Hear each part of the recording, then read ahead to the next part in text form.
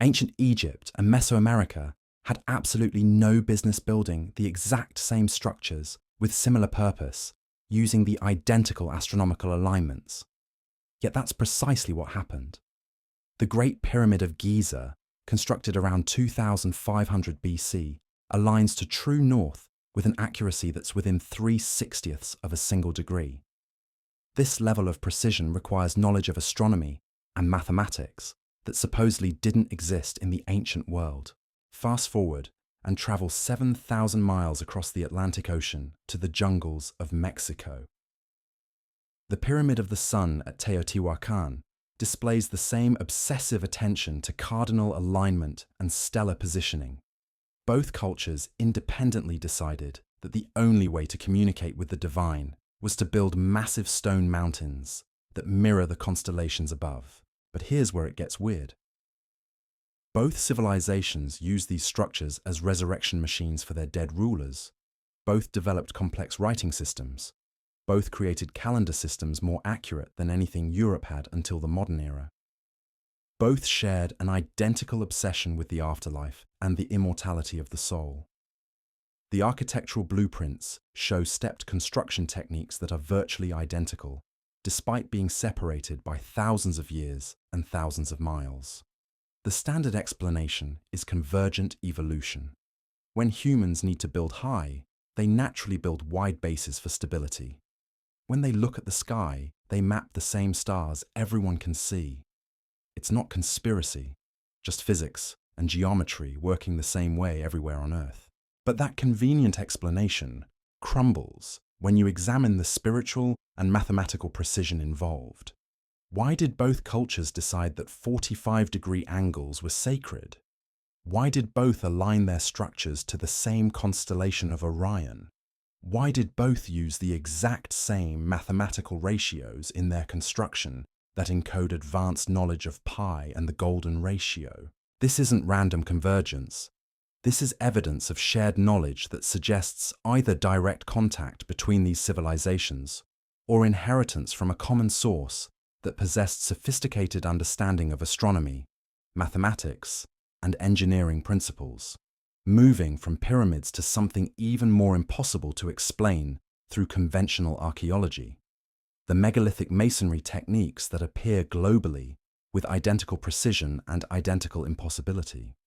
Stand at the fortress of Sacsayhuaman in Peru and run your fingers along limestone blocks weighing up to 200 tons. These aren't rectangular bricks stacked in neat rows. These are irregular organic shapes that interlock in 3 dimensions like a massive jigsaw puzzle. The joints are so tight you can't slide a piece of paper between them. No mortar, no adhesive, just stone fitted to stone with mathematical perfection that has survived earthquakes that leveled modern concrete buildings. Now travel to the other side of the world to Baalbek in Lebanon. Roman ruins contain the trilithon stones, each weighing 800 tons and raised 20 feet into the air.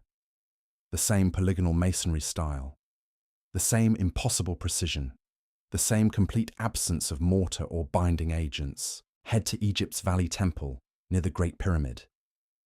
Granite blocks fitted with the same complex, earthquake-resistant polygonal style found in the Andes.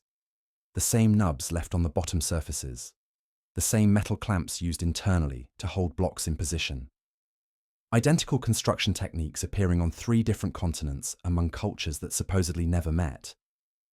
The engineering challenge here is staggering beyond comprehension. Moving an 800-ton stone today requires specialized hydraulic cranes that take weeks to assemble and teams of engineers to operate safely. The ancients accomplished this without the wheel, without iron tools, without modern mathematics, and without any of the mechanical advantages we consider essential for heavy lifting. Yet the specific aesthetic choices, the technical methodology, and the precise execution appear globally with robotic consistency.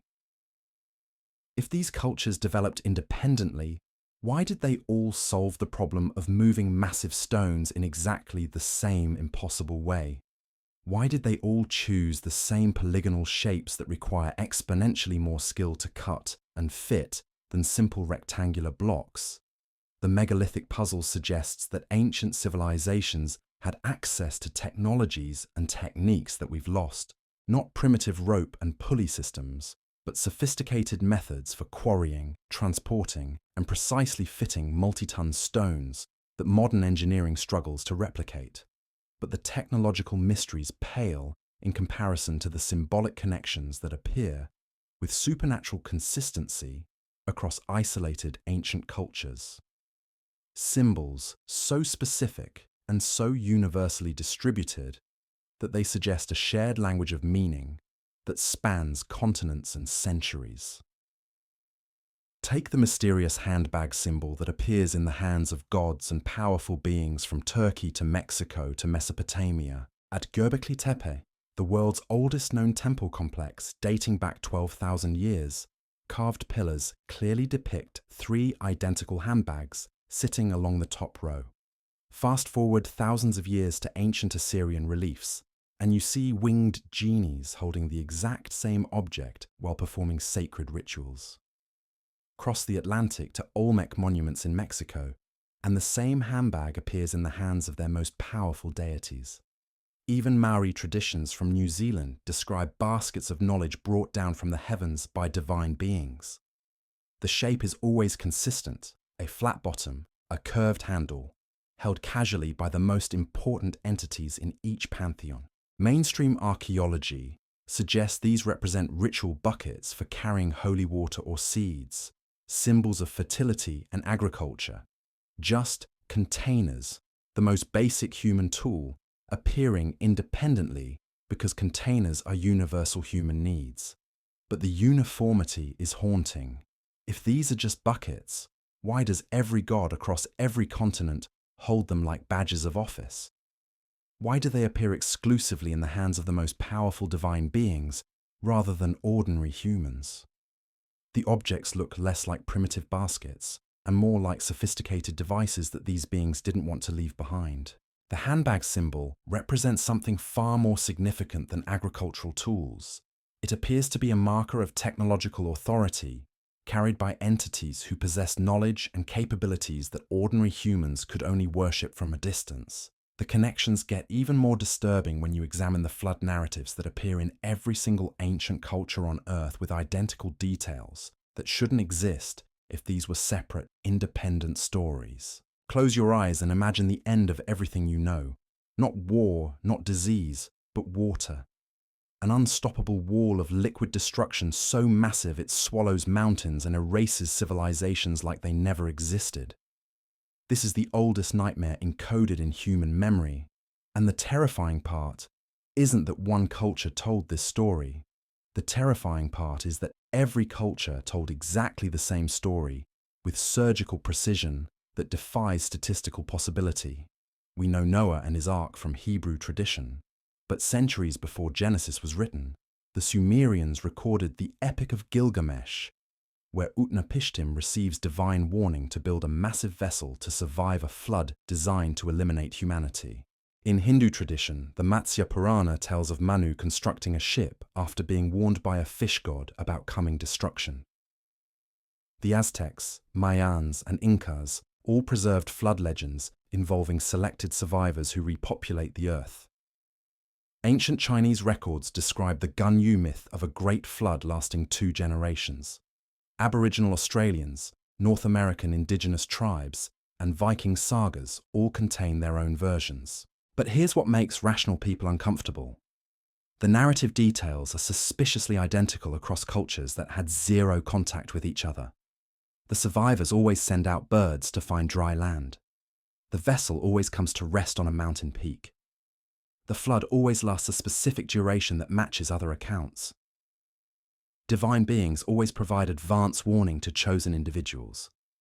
The destruction always serves to cleanse humanity and allow a fresh start for civilization. If these were local floods affecting individual regions, why do isolated cultures separated by vast oceans tell identical stories with matching timelines and identical resolution patterns?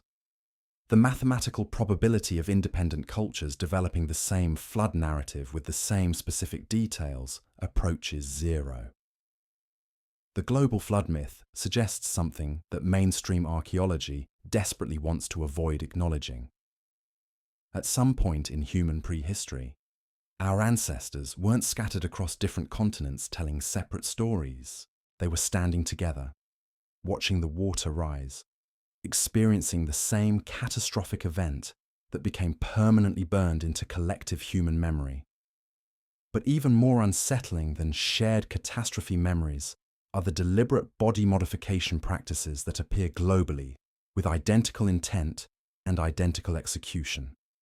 Ancient cultures separated by oceans and centuries all decided that the natural human head shape was inadequate for their elite classes. Imagine looking at your newborn child and concluding that their skull requires immediate and permanent alteration. Imagine binding their developing head with wooden boards and tight cloth wrappings, day after day, year after year, forcing the bone to grow upward into an elongated cone shape. This wasn't accidental. This wasn't abuse. This was the ultimate status symbol that required total cultural commitment and sophisticated anatomical knowledge. The Paracas culture of Peru, dating back 3,000 years, produced skulls with cranial volumes larger than modern humans and elongated shapes that look almost alien. But they weren't alone in this practice.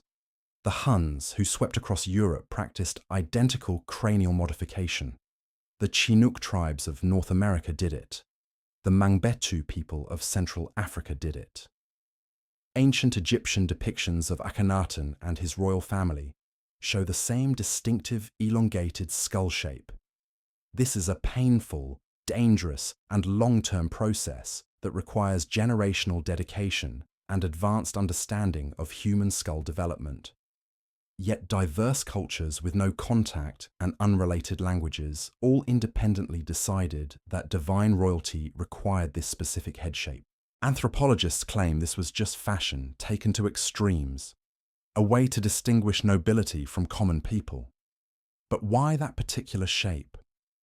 Why did kings and queens across the globe conclude that looking godlike meant looking exactly like that? The uniformity suggests these cultures were trying to mimic something they had seen, trying to recreate a head shape that represented ultimate authority and divine connection. The cranial modification mystery points to the possibility that ancient royal families were attempting to replicate the appearance of actual beings they encountered, beings whose natural head shape differed significantly from ordinary human anatomy. The practice suggests reverence for entities whose physical characteristics became the template for human divine authority, moving from physical modification to symbolic worship that defies evolutionary logic and appears with supernatural consistency across unconnected ancient cultures. The universal veneration of serpents as divine teachers and bringers of civilization. In the animal kingdom, snakes represent everything humans should fear. They're venomous, silent, and deadly. Primates are evolutionarily programmed to recognize serpents as mortal threats. Our survival instincts scream danger when we encounter these creatures. Yet if you examine ancient pantheons worldwide, serpents aren't villains to be feared. They're supreme teachers, wisdom bringers, and civilizing forces to be worshipped and revered. In Mesoamerica, Quetzalcoatl to the Aztecs and Kukulkan to the Mayans was the feathered serpent deity who brought wind, rain, and knowledge to humanity. In ancient Egypt, the Uraeus cobra sat on Pharaoh's brow, symbolizing divine authority, while the goddess Wadjet took serpent form. Hindu tradition features nagas, semi-divine serpent beings who guard treasure and sacred knowledge. In the Garden of Eden, the serpent offers the fruit of the tree of knowledge, making it humanity's first teacher. The rod of Asclepius, wrapped by a serpent, remains our modern symbol of medicine. Ancient Chinese mythology depicts Nuwa and Fuxi, creators of mankind, with human upper bodies and intertwined serpent tails that eerily resemble the double helix structure of DNA discovered thousands of years later. Scholars argue that snakes represent rebirth because they shed their skin, making them natural symbols of renewal and transformation. They live close to the earth and underground realms, creating logical connections to death and rebirth cycles. But this explanation falls apart when you examine the specific recurring motif of flying serpents or feathered serpents. Snakes don't fly. They don't have wings or feathers. Yet cultures across the globe consistently depicted divine serpents as airborne creatures, suggesting these myths were based on observations of something that wasn't actually a snake. Something that flew, possessed wisdom, and interacted with ancient humans in ways that elevated serpent symbolism to divine status. The universal serpent god phenomenon suggests that our ancestors encountered flying entities that they could only describe using the closest earthbound analogy available to them. Entities that brought knowledge, established civilizations, and left such powerful impressions that serpent worship became embedded in human religious consciousness across every continent. But perhaps the most specific and inexplicable symbol that appears with robotic consistency in ancient art worldwide is the pine cone, clutched in the hands of gods and carved into the most sacred spaces of civilizations that never met. Walk through Vatican City and you'll see saints, crucifixes, and a massive bronze pine cone standing 4 meters high, the largest pine cone statue on Earth. It seems like random decorative choice for Christianity's headquarters until you start noticing pine cones everywhere in ancient sacred art.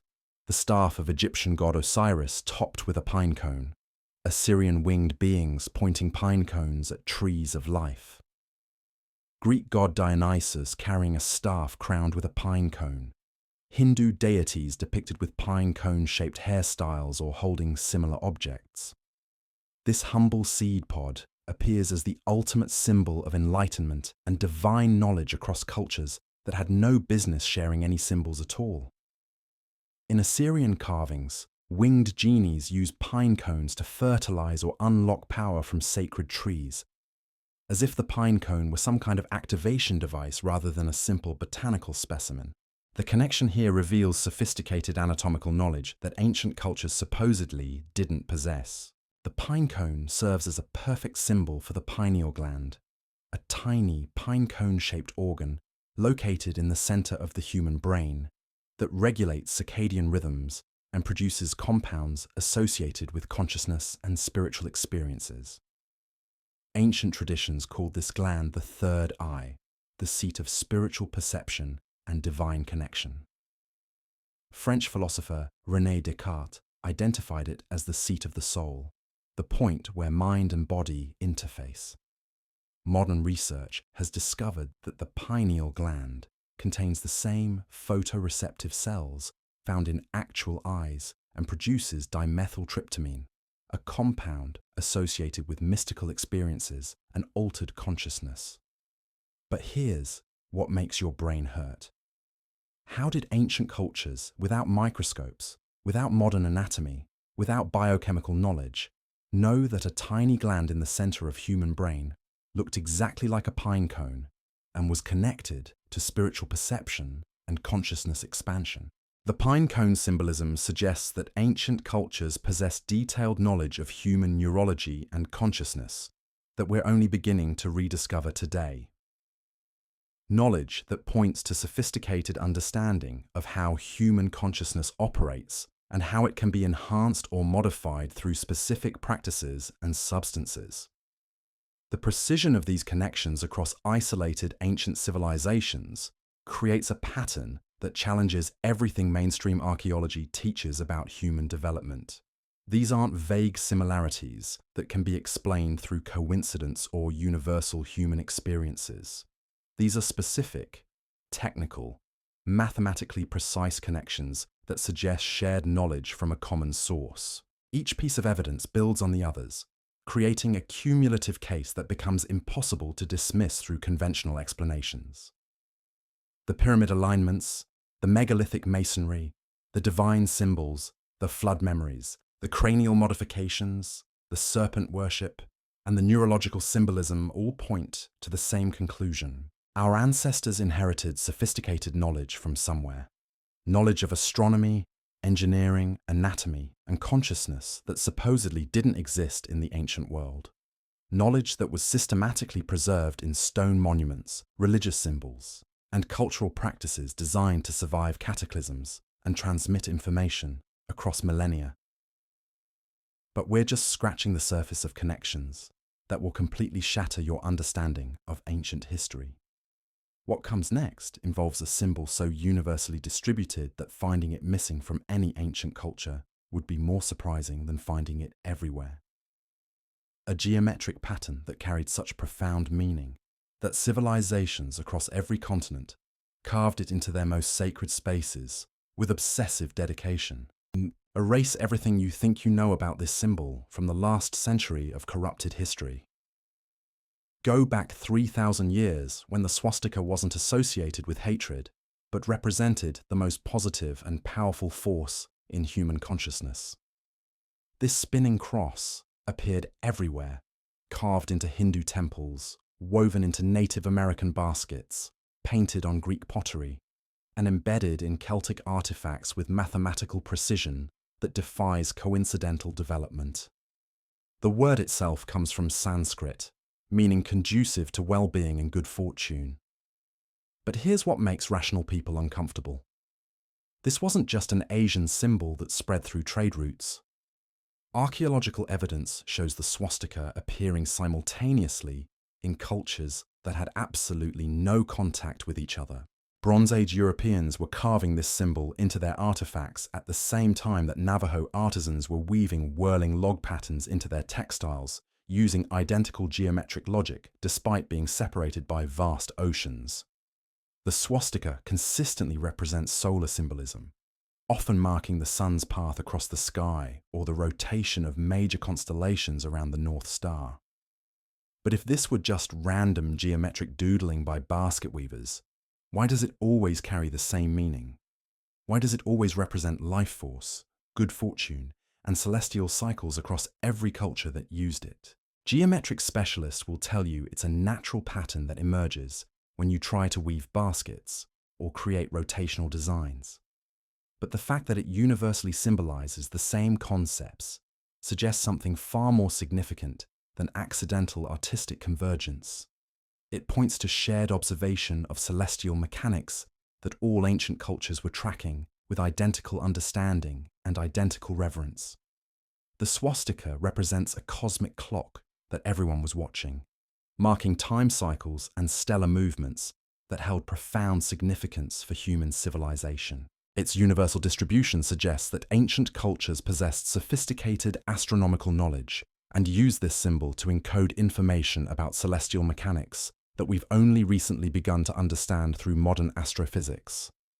Moving from symbols that mark time to medical procedures that defied time itself, surgical techniques so advanced and so universally distributed that they challenge everything we believe about ancient medical knowledge and the development of human civilization. Imagine having a severe headache and visiting your doctor, only to have him tell you that the only cure involves taking a sharp stone and carefully scraping a hole through your skull until your brain is exposed. You remain conscious throughout the entire procedure. The terrifying part isn't the surgery itself, but the fact that you survive, live for decades afterward, and the bone grows back perfectly around the surgical site. This is trepanation, the oldest surgical procedure in human history, and evidence shows it was being performed with remarkable success rates by cultures that supposedly had no medical knowledge whatsoever.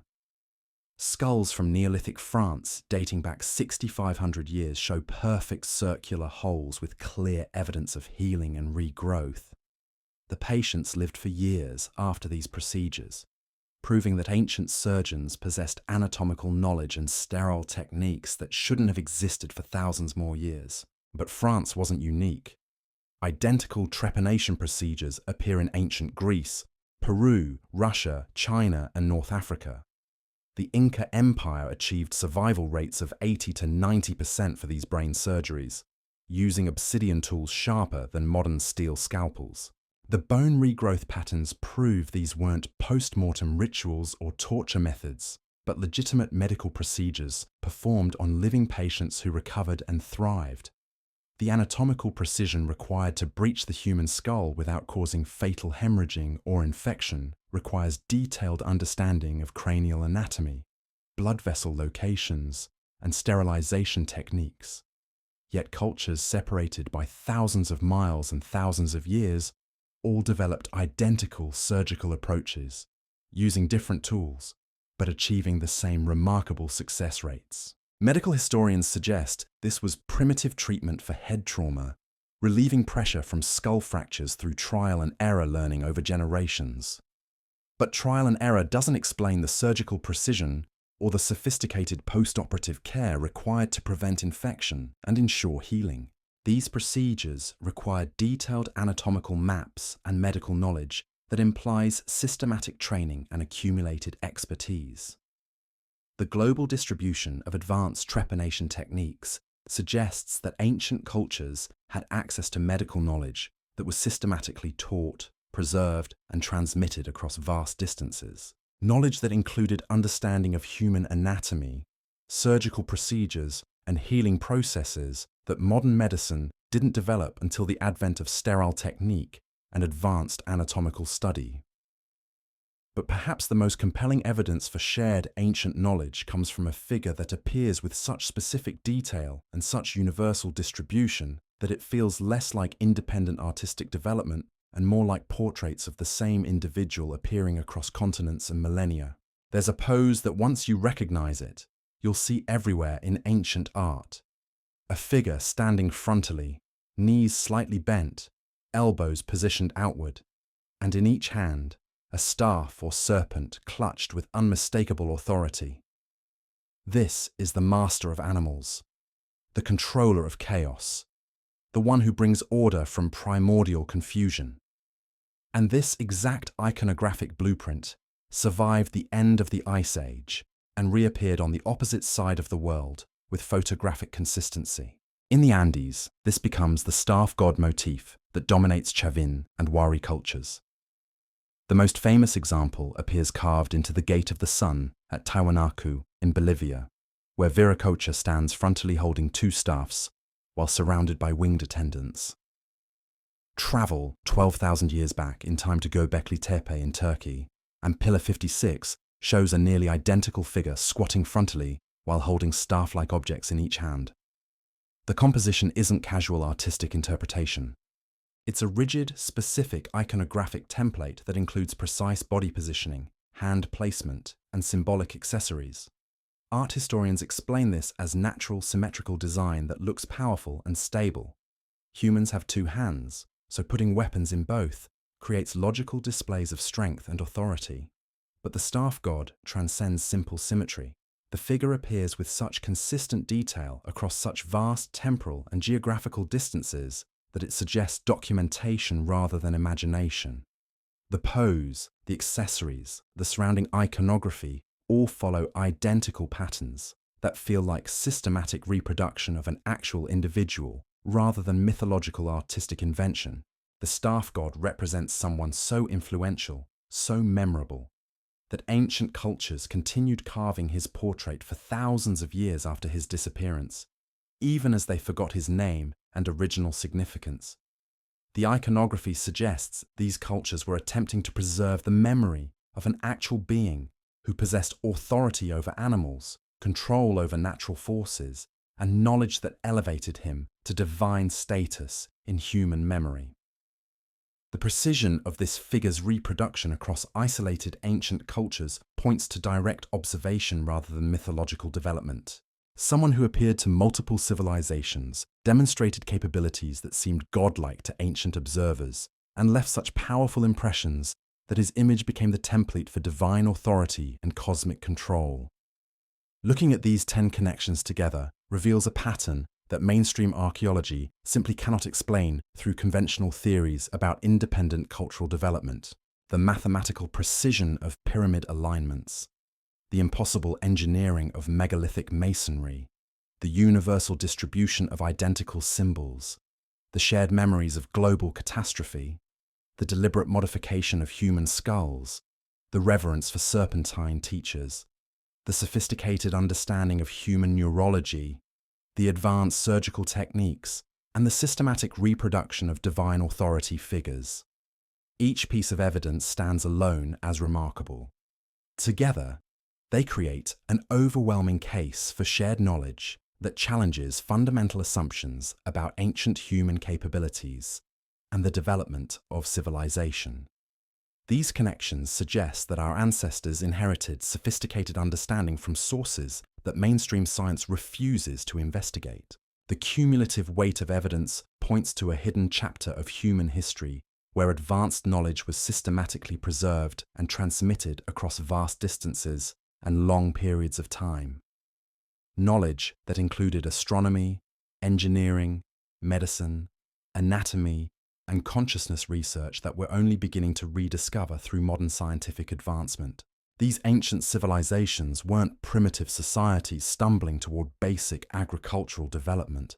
They were inheritors of sophisticated traditions that encoded advanced understanding in stone monuments, religious symbols, and cultural practices designed to survive cataclysmic events and preserve crucial information for future generations.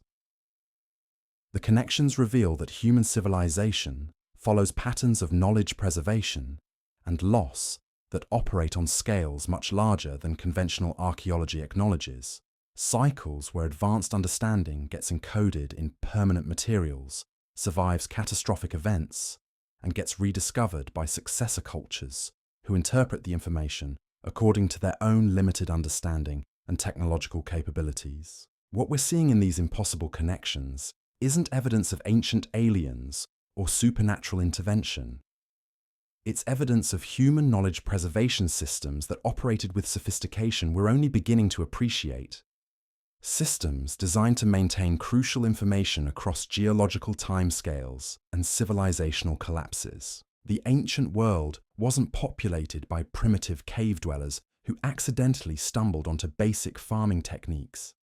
It was inhabited by sophisticated cultures that possessed detailed understanding of astronomical cycles, engineering principles, medical procedures, and consciousness research that rivals and sometimes exceeds our current capabilities. These connections force us to reconsider fundamental assumptions about human development and the nature of knowledge itself. They suggest that information doesn't always flow linearly from primitive to advanced, but sometimes gets inherited from previous cycles of human achievement that we've systematically forgotten or deliberately ignored. The evidence demands that we acknowledge the possibility that our ancestors had access to sources of knowledge that we've lost, technologies that we can't replicate, and understanding that we're still working to rediscover, sources that left permanent traces in stone and symbol, waiting for future generations to recognize the sophistication that was deliberately preserved for our eventual rediscovery. The implications of these discoveries extend far beyond academic curiosity into territory that threatens the fundamental narrative of human progress that we've been taught to accept without question.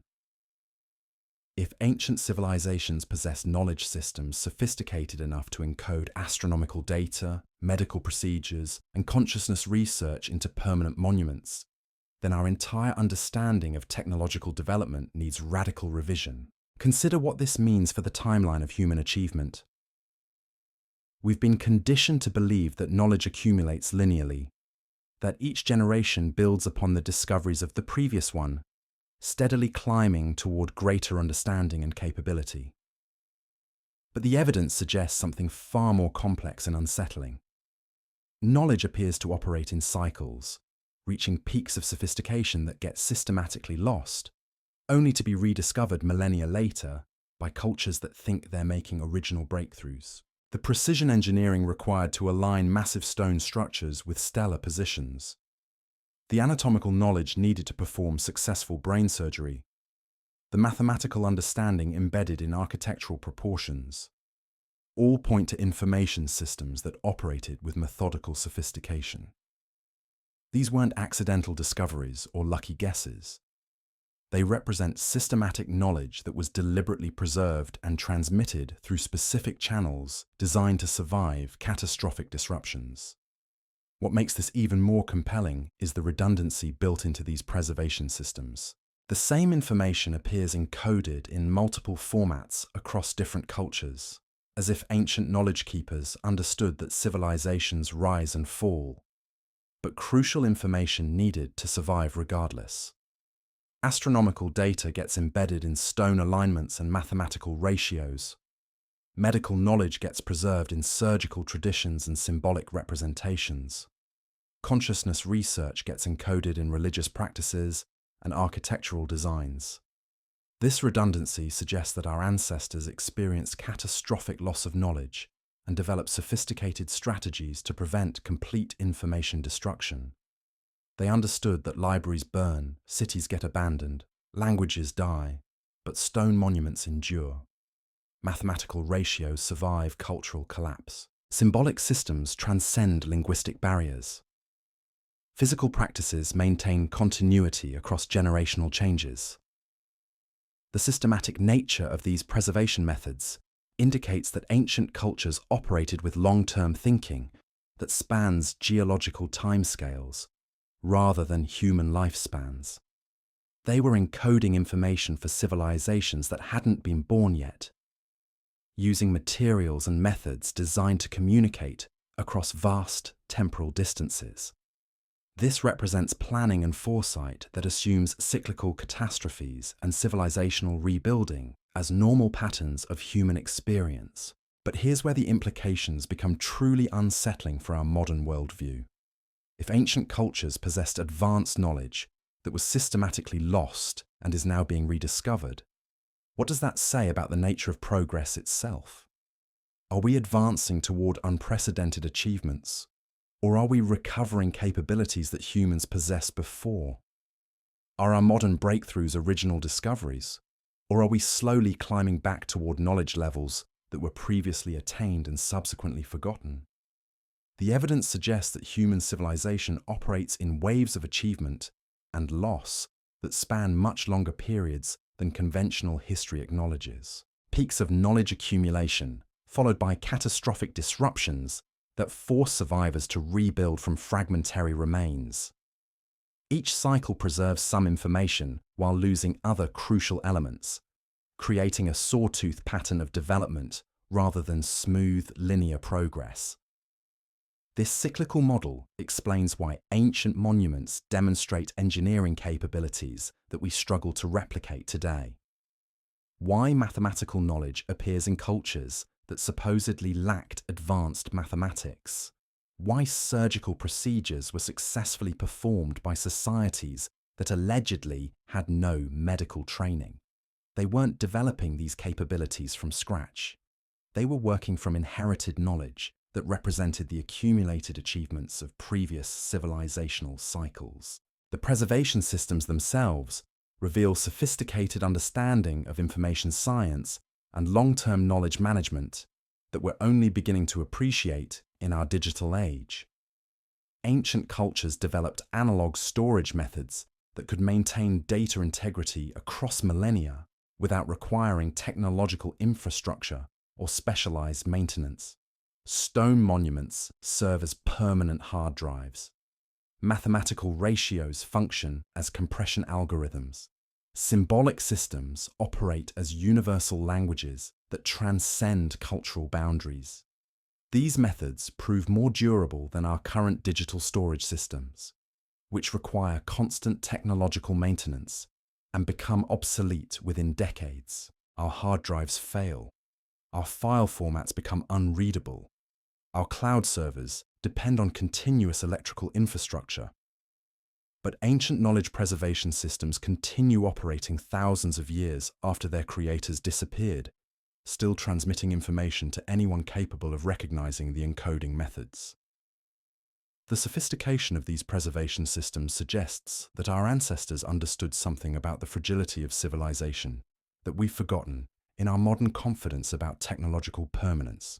They knew that knowledge could be lost completely if it wasn't encoded in materials and methods designed to survive catastrophic disruption. They developed information storage technologies that function independently of cultural continuity or technological infrastructure. These 10 impossible connections represent more than statistical anomalies or fascinating coincidences.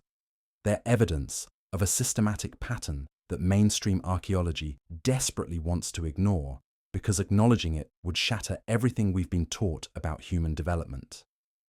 The mathematical precision is too exact, the technical knowledge too advanced, the symbolic consistency too perfect to explain through independent cultural evolution. Our ancestors weren't primitive societies accidentally stumbling toward basic civilization. They were inheritors of sophisticated knowledge preservation systems designed to transmit crucial information across catastrophic timescales.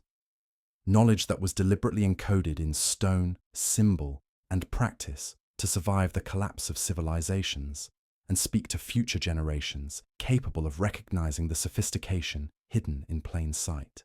The evidence forces an uncomfortable conclusion. Human history operates in cycles of achievement and loss that span far longer periods than we want to acknowledge. We're not the first technological civilization on this planet, and the knowledge we think we're discovering for the first time may actually be recovery of capabilities our species possessed before and systematically lost. These connections prove that the ancient world was far more sophisticated, far more interconnected, and far more knowledgeable than mainstream science allows us to believe.